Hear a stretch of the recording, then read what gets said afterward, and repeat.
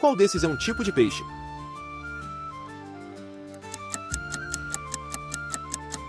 Peixe palhaço. Este peixe colorido ficou famoso pelo filme Procurando Nemo e vive em simbiose com anêmonas. Qual animal tem mais dentes no mundo?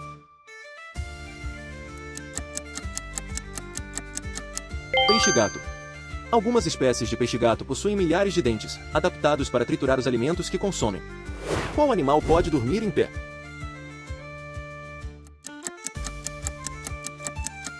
Cavalo. Eles têm um mecanismo nas pernas que permite relaxar enquanto ficam de pé. Qual é o animal mais pesado do mundo? Baleia azul. Este mamífero gigante pode pesar mais de 150 toneladas,